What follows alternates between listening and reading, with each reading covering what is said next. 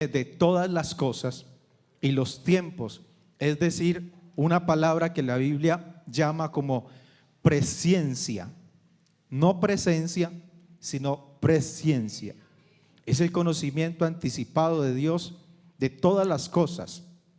Y en ese conocimiento anticipado ya Dios establecía un plan para la humanidad.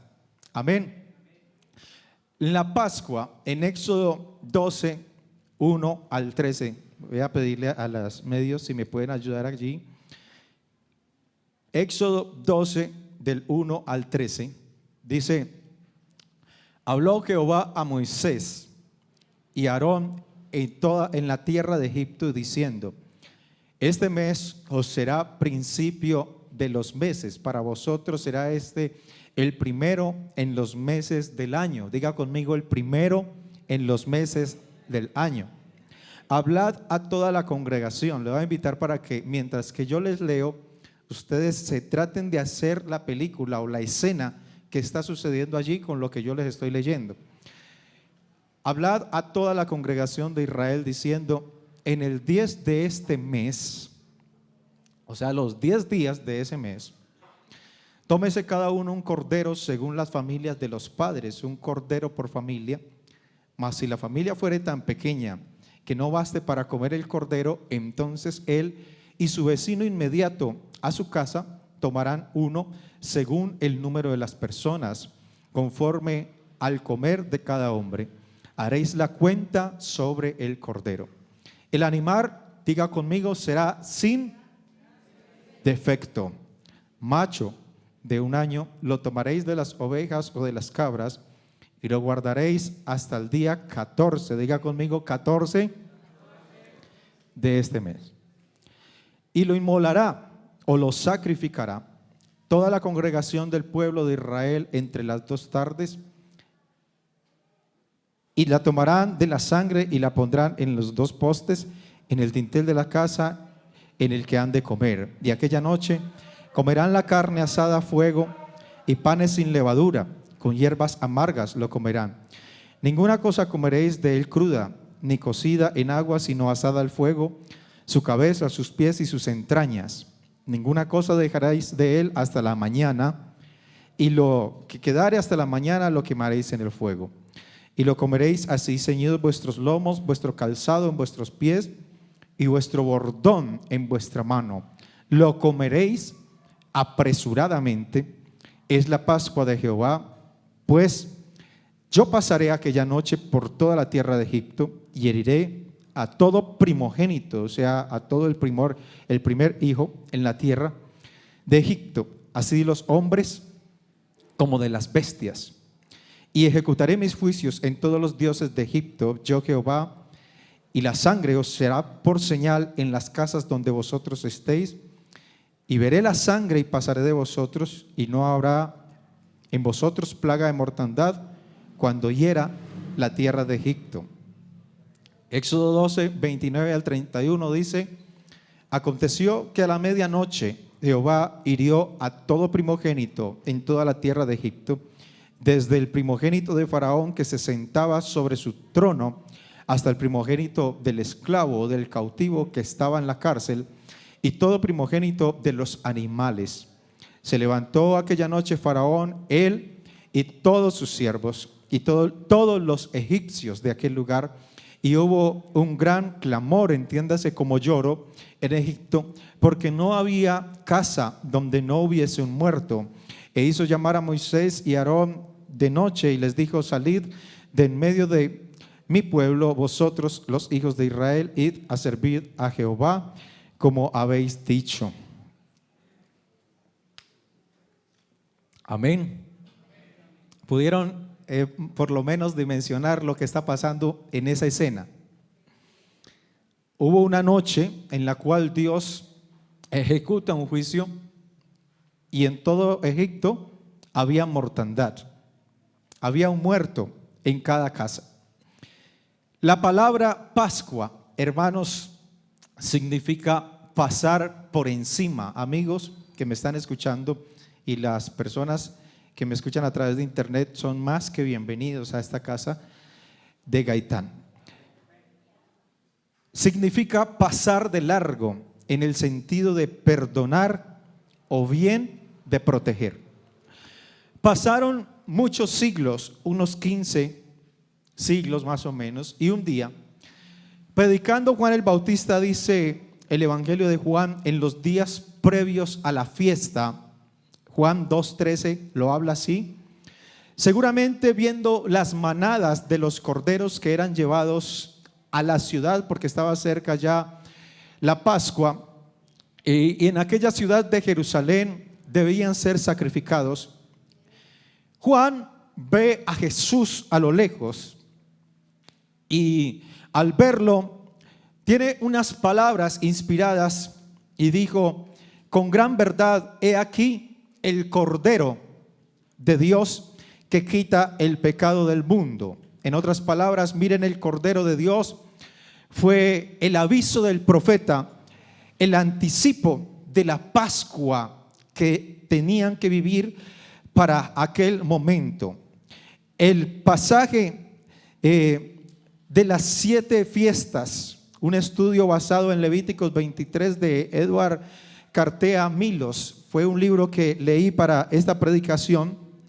Dice que el cordero debía estar en observación durante 4 días. Si usted recuerda el pasaje que leímos, habla de que al día 10 debían adquirir un cordero, y ese cordero debía estar hasta el día 14. Por eso le dije, diga conmigo 14, porque hasta el día 14 el cordero debía estar en observación.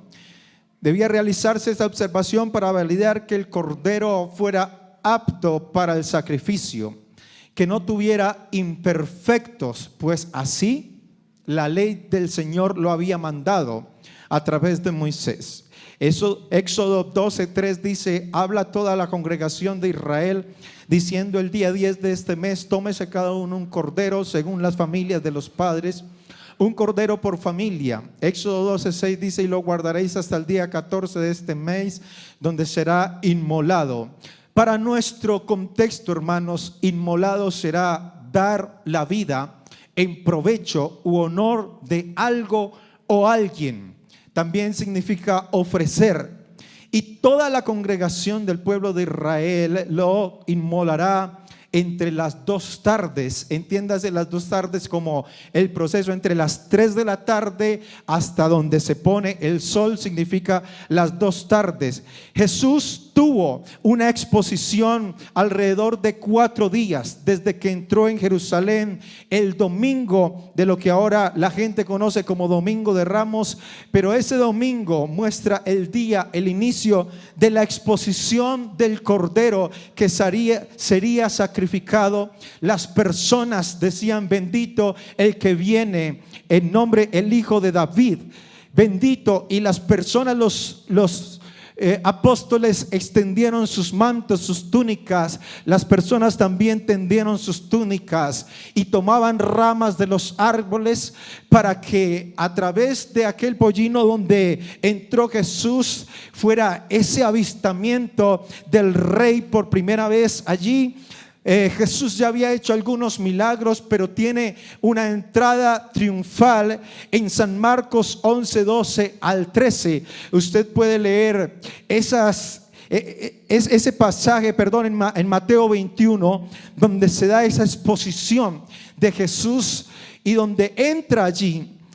Y al día domingo, el día lunes, tiene Jesús, cuando pasa con sus discípulos y tiene hambre. La Biblia dice que tenía hambre, pero encontró una higuera que no tenía fruto y la maldijo, y entró por primera vez al templo. San Marcos 11:12 al 13 dice: al día siguiente, cuando salieron a Betania, tuvo hambre, y viendo de lejos una higuera que tenía hojas, fue a ver si hallaba en ella algo, pero cuando llegó a ella no halló nada, sino hojas, pues no era el tiempo de los higos. Ese día de la maldición fue el primer día de la exposición del Cordero. El segundo día, el martes, inicio martes, la señal vuelve y pasa Jesús al otro día, Y en Marcos 11:20 dice: y pasando por la mañana, vieron que la higuera que se había secado desde las raíces. Es decir, ya era el día martes, volvieron y pasaron, encontraron la higuera, y uno de los discípulos le dice: maestro, mira la higuera que dijiste, ya está seca.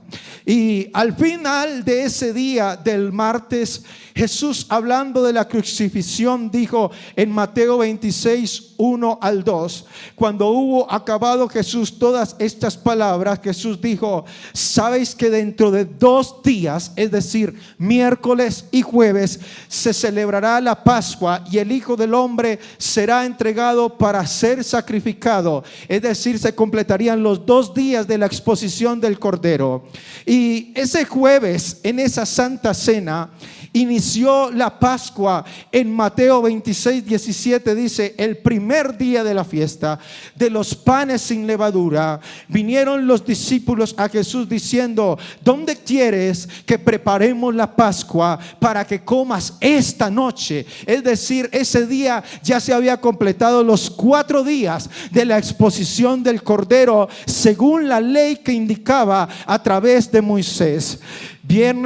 El día viernes, hermanos, Jesús muere en la tarde, a eso de las 3 de la tarde, y esa misma noche es llevado a la tumba, donde se cumple la profecía que dice que 3 días, entonces sería la profecía del profeta Jonás, que estuvo dentro de aquel gran pez. Sería entonces el viernes, el sábado y el domingo.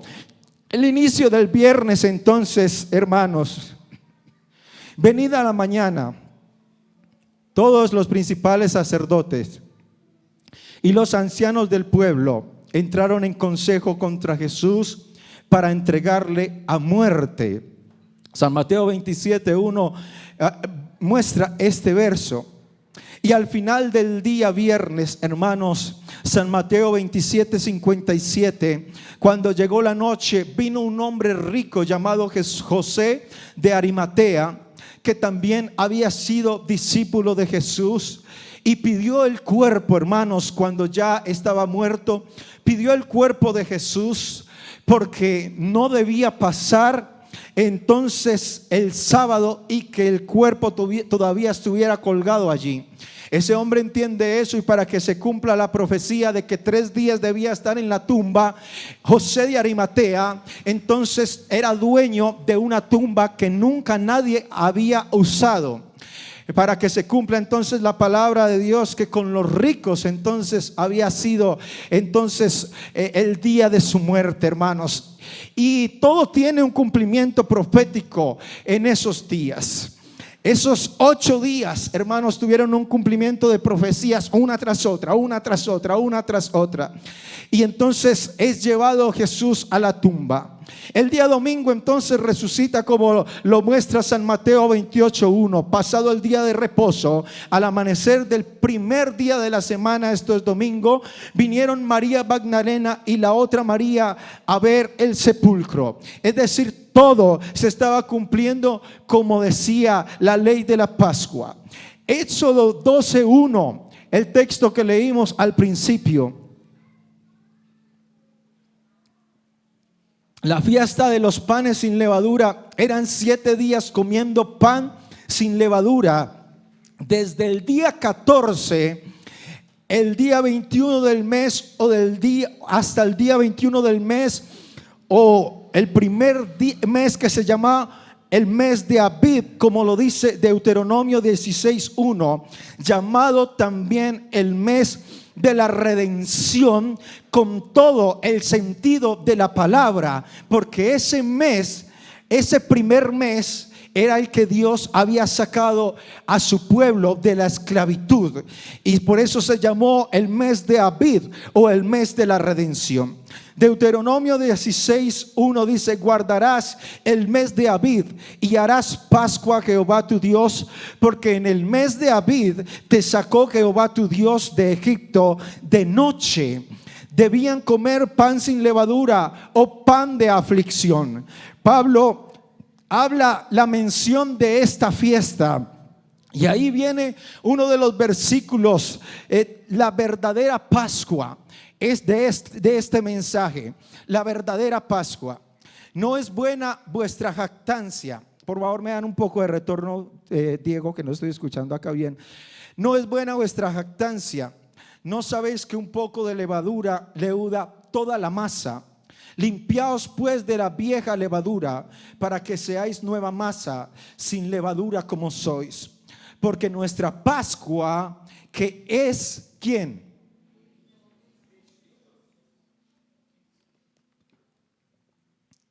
Nuestra Pascua, que es ¿quién? Cristo, ya fue ¿qué? Sacrificada por nosotros.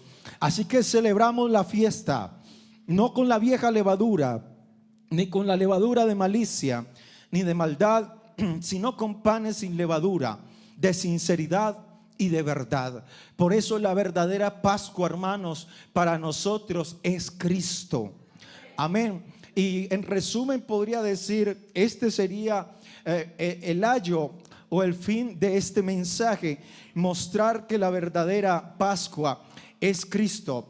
Y hacemos no con una levadura falsa ni con malicia, sino con panes sin levadura, de sinceridad y de verdad.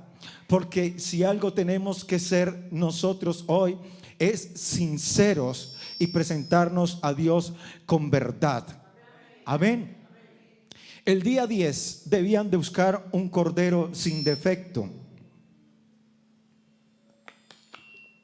Sin defecto hasta el día 14, donde sería inmolado entre las dos tardes. Éxodo 13:15 dice: se debía matar al primogénito de todo hombre o de todo animal. El primogénito, hermanos, como cordero que abriera matriz para redimir al primogénito de los hijos de cada familia del pueblo de Israel.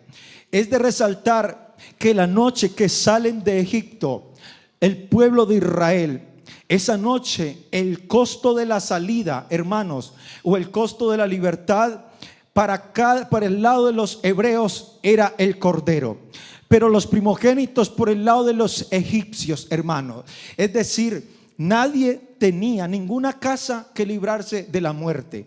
Si hablamos de los egipcios eran sus hijos y los hijos de los animales, los primogénitos, los primeros que abrieron la matriz, tenían que morir. Y si hablamos de los hebreos, del pueblo de Dios, también tenía que morir en esa casa alguien. Es decir, Dios estaba pidiendo la sangre de cada animal o la vida de cada animal. Por eso nosotros no comemos la sangre, porque la sangre del animal es su vida, la palabra de Dios dice. Y lo que estaba reclamando el Señor era la sangre, la vida de aquellos hombres o de aquellos animales. Pero usted podría meterse a la casa de los hebreos y leer la historia y decir: ah, no, los hebreos salieron bien librados. No, Dios estaba pidiendo un sacrificio. Alguien tenía que morir en esa casa, pero para que no fuera nadie de los hijos de los hebreos, tenía que morir entonces un cordero, y ese sacrificio, hermano, costó la salida de los hebreos. Se cumplió entonces esto mismo, pues en Cristo, hermanos, Él es el cordero. Por eso Juan, cuando lo ve, él dice: Él es el cordero que va a morir por todas las familias de la tierra, porque Dios realmente está pidiendo un sacrificio. Amén.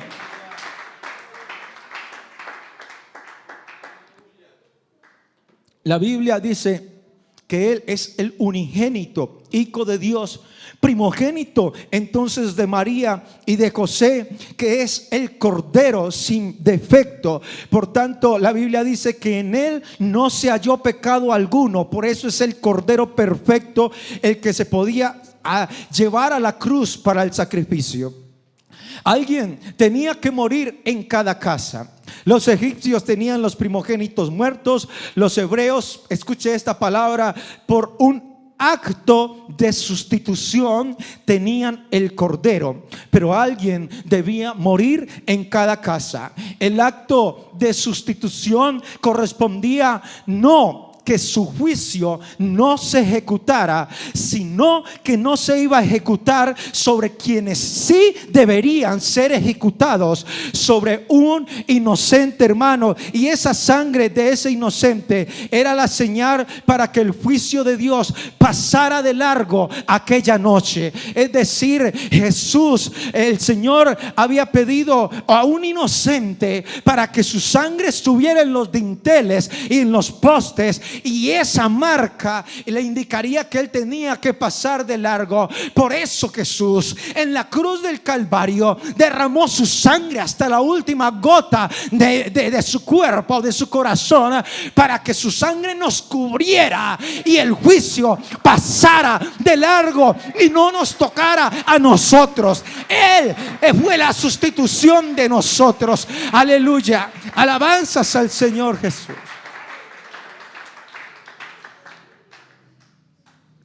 Y cuando se habla de esto de la sustitución, hermanos,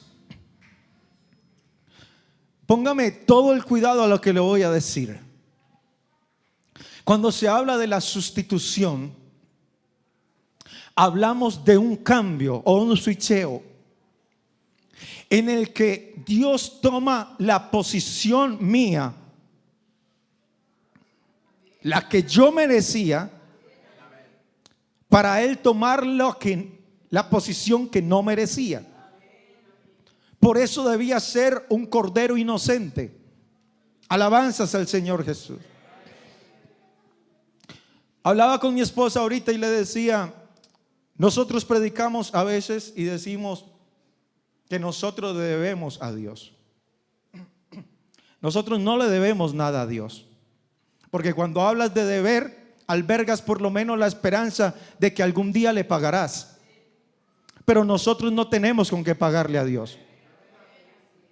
¿Quién puede dar algo por Dios o para Dios? Nosotros no le debemos nada, porque el precio de la salvación es altísimo. Por eso Él mismo miró desde los cielos para ver si había tan solo uno justo, y encontró que no había ninguno. Y como no había ninguno, Él tomó esa posición.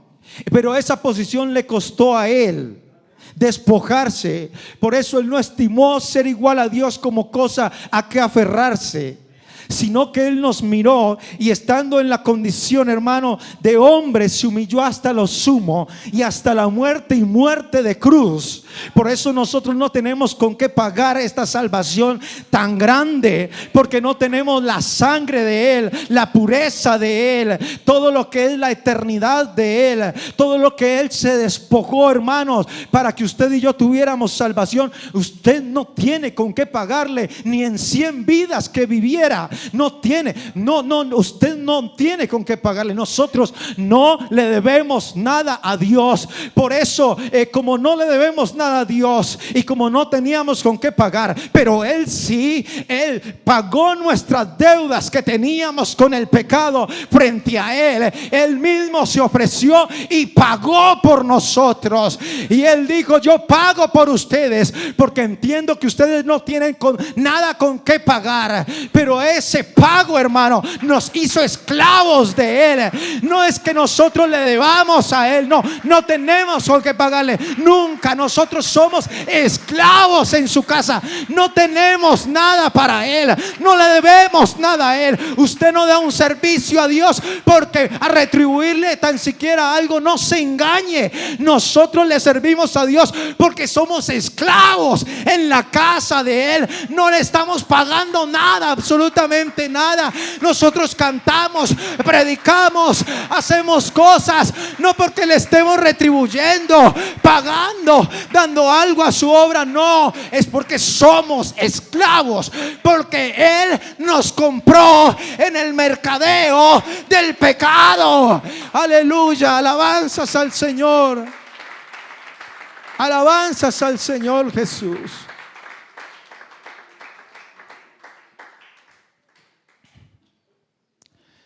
Y escuche, no era suficiente con que el cordero fuera muerto. También los hebreos debían poner en sus casas, en los dinteles, en los postes, la sangre rociada con hisopo. No era suficiente con que el cordero fuera muerto. No era suficiente.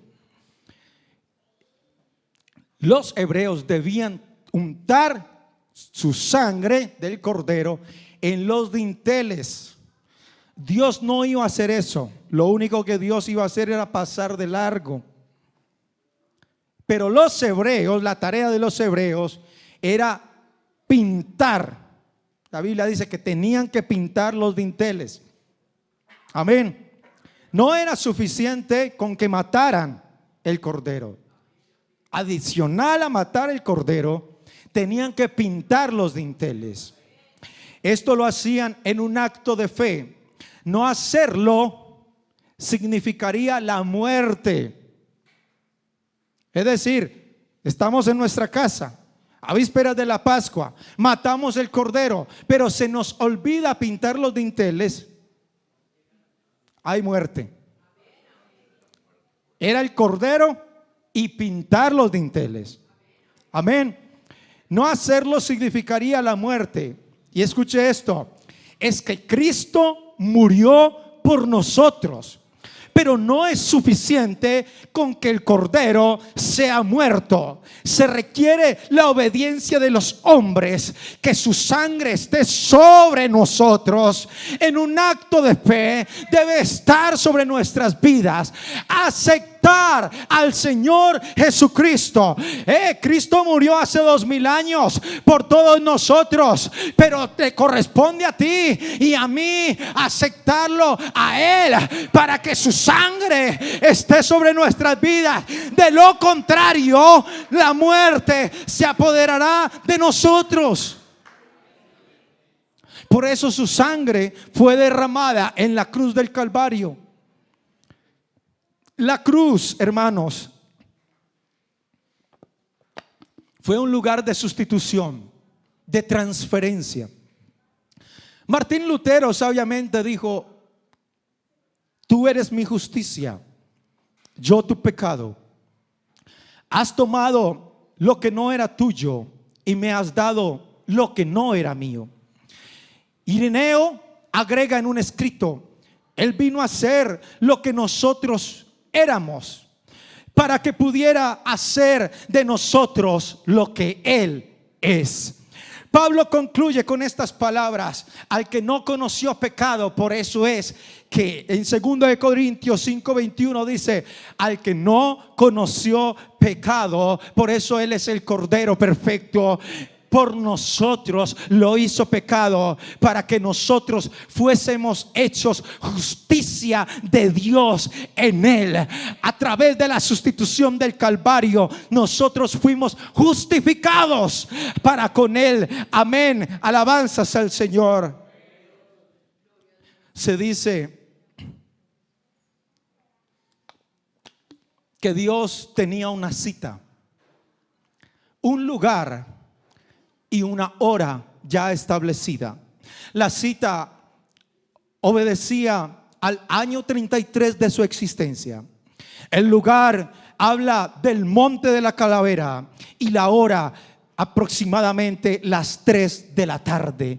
Una cita tenía un lugar, tenía una hora y un momento establecido desde la eternidad, donde Dios había planeado encontrarse allí para tener esa cita y salvar al hombre de una vez por todas. Aleluya. Y Dios, en ese plan, en esa cita que se fijó desde la eternidad, Dios vino a cumplirla a cabalidad. A las 3 de la tarde, un viernes, Dios estaba allí, brazos abiertos por ti y por mí, cumpliendo una cita que tú y yo debimos estar cumpliendo allá, ese día de la muerte. Alabanzas al Señor Jesús. Por tanto, la cruz no fue una casualidad en la historia. Alguien diga amén a esa. La cruz no fue una casualidad a la historia, fue una provisión de Dios. Hechos 2:23 dice: a este entregado por el determinado consejo y anticipado conocimiento de Dios, prendisteis, matasteis por manos de los inicuos, crucificándole. Ya Dios tenía prefijado un plan desde la eternidad. Efesios 1:4 dice: según nos escogió en él antes de la fundación del mundo, para que fuésemos hechos sin mancha delante de él. Amén. Y esa cita en la cruz fue llamada la consumación de los siglos. La Biblia dice de otra manera, en Hebreos 9:26 dice: de otra manera le hubiera sido necesario padecer muchas veces desde el principio del mundo, pero ahora en la consumación de los siglos se presentó una vez para siempre, asistiendo a la cita de la salvación por el sacrificio de sí mismo, para quitar de en medio el pecado, hermanos, que nos tenía cautivos a nosotros. Aleluya. Por tanto es conocida aquella frase famosa de que antes de que Dios dijera sea la luz, en la eternidad ya había dicho sea la cruz. Alabanzas al Señor Dios Todopoderoso que está con nosotros en esta noche. Aleluya. Alabanzas al Rey. Pero hay algo que quiero resaltar aquí. Éxodo 12:2 indica que la Pascua sería el inicio de un nuevo año. Ellos tenían otro conteo de año quizá en Egipto, según un calendario egipcio. Pero ese día para ellos de la salida de Egipto, esa noche, comenzaría un nuevo año cada vez. Por eso Dios le dijo a Moisés: diles al pueblo que el mes de Abib, será principio de los meses para ustedes y comenzará un año cada vez por esta época. Es decir, Dios les cambió el calendario que venían trayendo, hermanos, porque una cosa era el pueblo antes de la Pascua y otra cosa era después de la Pascua. Una cosa, antes de la Pascua el pueblo era esclavo, pero después de la Pascua el pueblo proclamaba libertad. Antes de la Pascua llevaban el calendario egipcio, pero después de la Pascua era el año 1 para ellos. Alabanzas al Señor Jesús. A través de la Pascua y cada vez que cumplieran esa época, se debían dar el feliz año. Celebraban la salida de Egipto, emprendían el camino hacia la tierra de la promesa. En otras palabras, Israel estaba celebrando una nueva vida, una nueva oportunidad, una nueva esperanza. Veían la luz al final. Las fronteras quizás eran para ellos interminables, pero por más de 400 años ellos celebraron un año más, y cada año se daban el feliz año como era de costumbre, celebrando la Pascua con la misma condición, hermanos. En Egipto quizá por 400 años se dieron el feliz año en estado de esclavitud, pero cuando Dios prefijó el día en que ellos debían salir de Egipto, fue un día del año nuevo, donde les salió, hermano, escuche esto, la buena noticia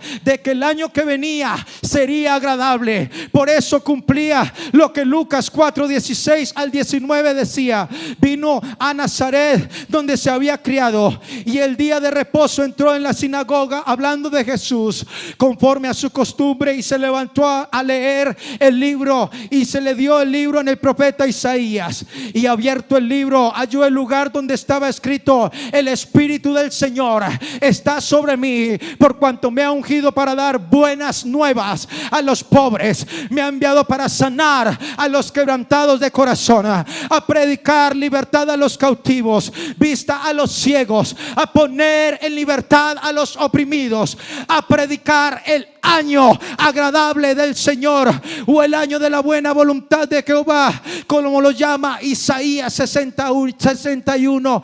Porque déjeme decirle, después de esa Pascua en que Jesús comió con sus discípulos y fue muerto en la cruz, empezaba un nuevo año para ellos, el año de la nueva esperanza, el año de la nueva salvación. Aleluya. Ese año que crucificaron a Jesús, el pueblo judío empezaba un nuevo año, pero ese año en las cuentas del juicio, escuche esto, les deparaba la muerte al morir el cordero, hermanos, según Daniel. Y en las 70 semanas de Daniel empezaba para ellos los años de los juicios, los años de las noticias no agradables. Pero el momento en que muere Jesús en la cruz, aleluya, los cielos se oscurecieron, la tierra tembló, los sepulcros se abrieron, el velo del templo se rasgó de arriba a abajo. Pero hubo una buena noticia: los hombres ahora tenían salvación, los hombres ahora tenían esperanza, los hombres ahora verían la luz, los hombres ahora no tendrían condenación por la muerte en la cruz del Calvario. Aleluya. ¿Alguien puede aplaudir esa verdad para Cristo?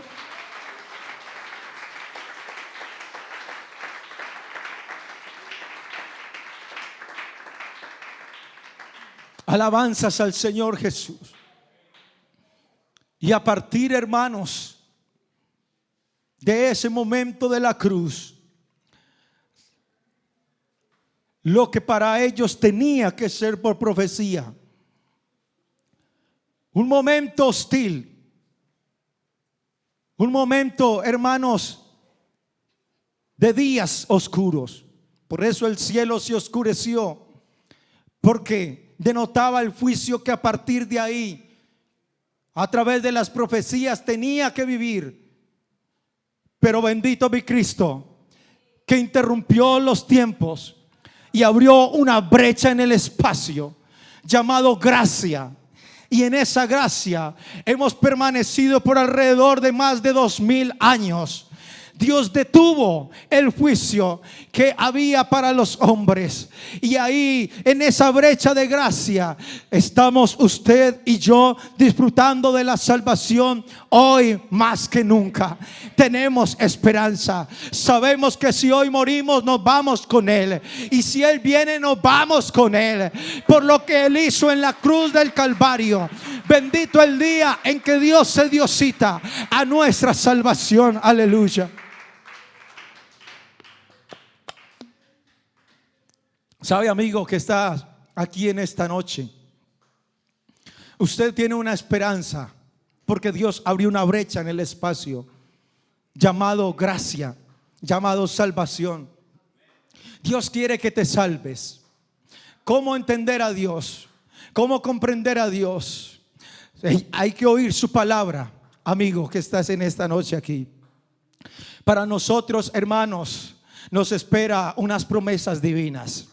Para ti también, amigo, si quieres, puedes hacer parte de este plan de salvación que Dios ya tenía, hermanos, desde antes de la fundación del mundo. Esas fiestas llamadas la fiesta de los panes, y por allá debía culminar con una fiesta que se llamaba el Pentecostés. Y esa fiesta del Pentecostés tenía lugar 7 semanas después de la Pascua, en la que se daba gracias a Dios por el fruto de las cosechas. Isaías 53:11 dice: verá linaje y verá el fruto de la aflicción. Y entonces, hermanos, ahí entendemos el propósito de Dios cumplido. Dios siempre lo supo desde el principio. Dios está interesado en tu salvación y en la mía. Alabanzas al Señor Jesús. No crean que a Dios lo toma por sorpresa todo esto. Antes de que Dios dijera sea la luz, ya Dios tenía un plan para ti y para mí. Y qué, hermanos, qué dicha poder decir que antes de que todo el universo existiera, y todas las guerras que han pasado, y todos los hombres que han pasado por nuestra historia, qué bueno poder decir: Antes de todo eso, Dios tenía mi nombre escrito. Alabanzas al Señor Jesús.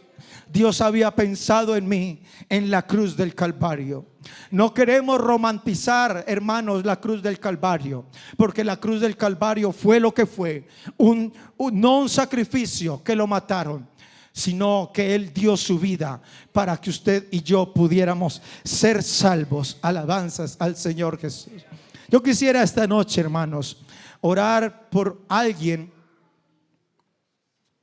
por una persona que esté diciéndole al Señor: Señor, yo quiero entregar mi vida a ti. Yo quiero que tú transformes mi ser, mi corazón. Quisiera orar entonces por esta pareja que está aquí, ¿no? Don Guillermo y su esposa, para que pudieran venir aquí hasta el altar si gustan. Y las jóvenes que nos acompañan, las damas, quisiera orar por ellas.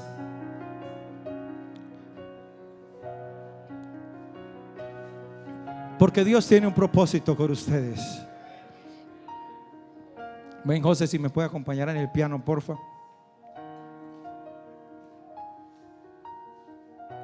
Vamos a orar. Si gustan pueden pasar aquí adelante. Queremos regalarles una oración. Es lo más poderoso que les podemos dar esta noche. Nosotros no tenemos oro o plata, pero lo que tenemos le podemos dar. Amén. Don Guillermo está pasando por una situación de su familia, y créanme que Dios les va a dar la respuesta. Amén. Sus hijos están en las manos de Dios. Amén. Sus hijos están en las manos de Dios. Yo les puedo decir hoy: cree en el Señor Jesucristo y serás salvo tú y toda tu casa. Amén. Y a las jóvenes, a las damas que nos acompañan hoy, esperamos poderlas tener aquí más seguidos. Aquí hay una iglesia que somos el cuerpo de Cristo. Ustedes serán parte de esta historia. Créanme que Dios tiene un propósito con ustedes. Les acabo de predicar de que en Dios no existe casualidades, de que Él ya lo tenía todo planeado. Y quiero contarles esta noche que el hecho de que ustedes estén aquí, ustedes tres y su niña, no es una casualidad. En Dios no pasan casualidades. Si no fue una casualidad la eternidad, no fue una casualidad la venida de ustedes esta noche aquí. Quiero decirles que si hay alguna petición que ustedes tengan en especial, vamos a orar por esa. Amén, por sus vidas. Iglesia, por favor, me ayuda a rodearlos. Y quiero orar también por el hermano. Amén. Ustedes están en el propósito de Dios también. Caterine, si quiere, por favor, le invito para que pueda estar aquí. Caterine, si quiere atender esta invitación, la invito para este altar. Hermano, Dios quiere salvar la gente. Amén. Vamos a orar en el nombre del Señor Jesús. Señor eterno Dios, por favor, si pueden ahí acercarse a ellas para orar.